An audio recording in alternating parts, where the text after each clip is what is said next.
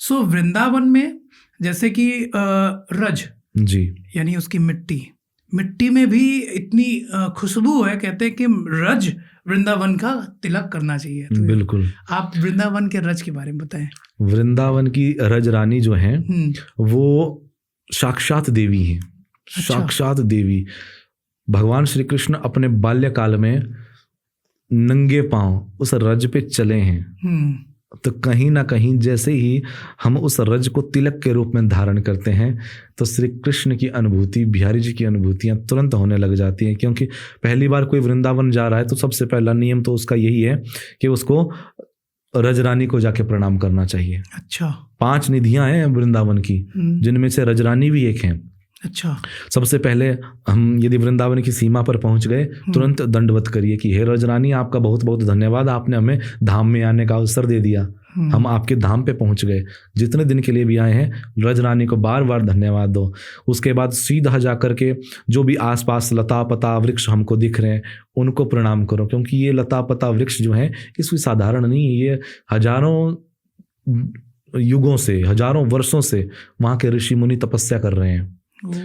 सामने से कोई ब्रजवासी आते हुए दिख रहा है, कोई व्यक्ति साधु संत ब्राह्मण कोई आते दिख रहे हैं, पूर्ण रूपेण शरीर से ना सही मानसिक भाव से प्रणाम करो। तो मतलब ये सच्चाई है कि जहाँ पे लता पता हमें दिख जाए, हो सकता है वो कोई संत हैं, वो संत ही हैं, वो वहां पे तपस्या कर रहे हैं। ब्रह्मा जी ने 60,000 वर्षों तक तपस्या की है वृंदावन की सीमा के बाहर, तब जाके उनको वहां पे वास मिला है। मैंने सुना है कि वृंदावन में जो बेलियां हैं जी, जो तुलसी की पेड़ हैं, जो आपस में ऐसे जो लताएं हैं जी, वो देवियां हैं जो वहां पे ग्वाले गोप ग्वाल हाँ, थे, वो लोग हैं। सच है? बिल्कुल सत्य बात है ये। आप निधिवन जाओ, निधिवन में कोई भी वृक्ष आपको ऐसा नहीं दिखेगा जो आपस में लिपटा हुआ नहीं है। ये सब गोपियां हैं। जोड़े में ठाकुर जी हैं। ठाकुर जी वहाँ पर प्रतिदिन रास लीला करते हैं, और जब वो रास करते हैं तब वो ही जो लिपटी हुई लताएं हैं एक कृष्ण और एक गोपी के रूप में आ जाते हैं, इसलिए वो लिपटे हुए हैं जोड़े के रूप में। वहाँ पे अनेकों श्री कृष्ण और अनेकों गोपियां हैं जो वहाँ पे प्रतिदिन रास लीला करते हैं। आज भी रास लीला होती है निधिवन में। कई संतों ने अनुभूतियां की है। वहाँ निधिवन के आसपास कई लोग ऐसे रहते हैं जिन्होंने अपनी आंखों से देखा है।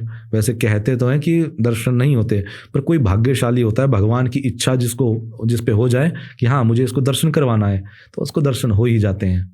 कैसे क्या निधिवन में कोई रात भर रुक सकता है? आज तक तो कोई रुक नहीं पाया, आगे भविष्य का तो पता नहीं, क्योंकि वहाँ के प्रशासन के नियम है। वहाँ पुजारी वर्ग, गोसाइयों सबका कहना है कि यहाँ पे रात का कोई रुकेगा नहीं रात को। ऐसा इसलिए भी होता है क्योंकि मंदिर की मर्यादा जो चल रही है, परंपराएं जो चल रही हैं, वो भंग हो जाएंगी।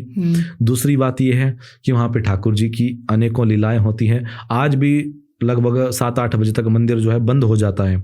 ठाकुर जी का जो बिस्तर लगता है, शयन पढ़ाया जाता है ठाकुर जी को, वहाँ पे बिस्तर लगाया जाता है, कंबल रजाई इत्यादि ठाकुर जी को दी जाती है। और ऐसा कोई छोटा बिस्तर नहीं, जैसे हम लोगों का बिस्तर रहता है 7-8 फीट प्रॉपर बिस्तर, वो वैसे लगाया जाता है। भोजन की थाली तैयार की जाती है, कई प्रकार के 56 भोग रखे जाते हैं मंदिर में, फिर वो आसन लगाया जाता है।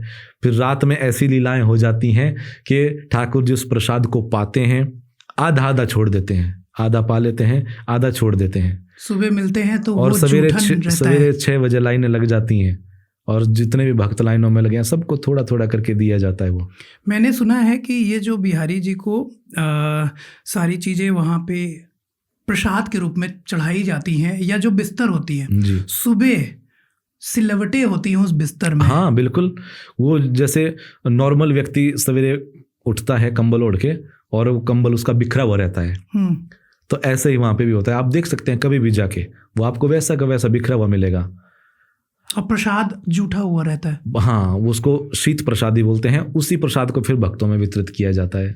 एक बार मुझे भी सौभाग्य मिला है, वैसे प्रतिदिन तो सौभाग्य नहीं मिलता, वो बिहारी जी पता नहीं कब सौभाग्य देंगे, लेकिन वो बिहारी जी की ऐसी कृपा रहती है कि पुजारी जो लोग रहते हैं वहाँ पे वो सब बांटते हैं उसको प्रसाद। वो बहुत दिव्य, और जब आप पाओगे उसको तो एक अलग ही दिव्यता आपको महसूस होगी। और कोई जैसे पत्नी है कोई किसी की, वो यदि अपना चाहती है कि उसका अखंड सौभाग्य रहे, तो वहाँ पे निधिवन में जा करके वहाँ पे सिंदूर दिया जाता है, कुमकुम दिया जाता है, उसको वही वहाँ से लेना चाहिए। वहाँ पे स्वयं निधिवन में एक ऐसा मंदिर मिलेगा निधिवन में ही आपको, जहाँ पे भगवान श्री कृष्ण के हाथों में बांसुरी नहीं है, राधा रानी ने श्री कृष्ण की बांसुरी लेकर अपने हाथों में ली है। अच्छा। आप जब जाएंगे दर्शन करेंगे तब ये चीजें आपको देखने को मिलेंगी वहाँ पे, क्योंकि जब रास होता है तो राधा रानी भगवान श्री कृष्ण का मुकुट भी धारण कर लेती हैं, बांसुरी भी धारण कर लेती हैं और उनको राग सुनाती हैं।